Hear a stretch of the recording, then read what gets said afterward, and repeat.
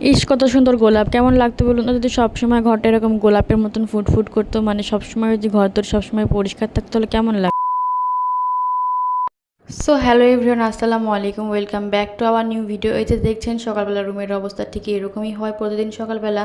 আমার মনে হয় শুধু আমাদের না, প্রতিটা বাড়িতেই সকালবেলা রুমের অবস্থা এরকমই হয়। বিশেষ করে আমার বেডটা যখন এরকম অবস্থা দেখি তখন আমার একদমই ভালো লাগে না। কারণ হচ্ছে আমার কাছে মনে হয় একটা রুমের বেডটাই হচ্ছে তার সৌন্দর্য। রুমের বেডটা যদি গোছানো থাকে তাহলে পুরো রুমটাই গোছানো থাকে, ঠিক সেরকমই মনে হয়। তো তারপর হচ্ছে আমি এই যে কাঁথাটা দেখে কিন্তু কেউ কিছু মনে করবেন না, কারণ হচ্ছে ভোরবেলা কাঁথাটা বের করা হয়েছে। যদিও বা এখন একটু বর্ষার টাইম, বৃষ্টি হলে কিন্তু একটু ঠান্ডা ঠান্ডা লাগে, তো সেজন্যই হচ্ছে কাঁথাটা বের করা হয়েছে।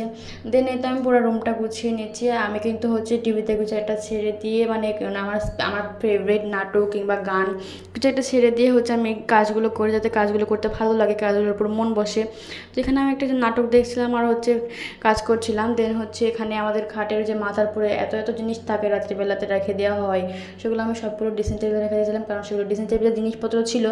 দেন হচ্ছে এখানে আমি মানে রুমটা পুরো প্রায় গোছানো হয়ে গেছে। দেন দেখুন এখন এরকম যদি পুরো রুমটা সবসময় থাকতো তাহলে কতই না ভালো হতো। এখন রুমটা দেখতে কতই না ভালো লাগছে। আর এই যে আমি এখন নাটক দেখতে দেখতে কিন্তু কাজকর্মগুলো করছিলাম। দেন হচ্ছে এখানে আমার প্রায় কাজকর্মগুলো ডান। আর বিছানাটা কত সুন্দর লাগছে দেখুন। দেন হচ্ছে আমি এখানে একটু মানে বাসন কোসন ছিল সেগুলো মেজে নিচ্ছি। মানে সংসারের কাজ যে থাকবে এটা স্বাভাবিক, সেটা করতে হবে, এটা স্বাভাবিক, কিন্তু যে হচ্ছে মানে কাজ করার মধ্যে যে সব থেকে বেশি ফেভারিট কাজ আমার হচ্ছে আমার রুমটাকে গুছিয়ে রাখা।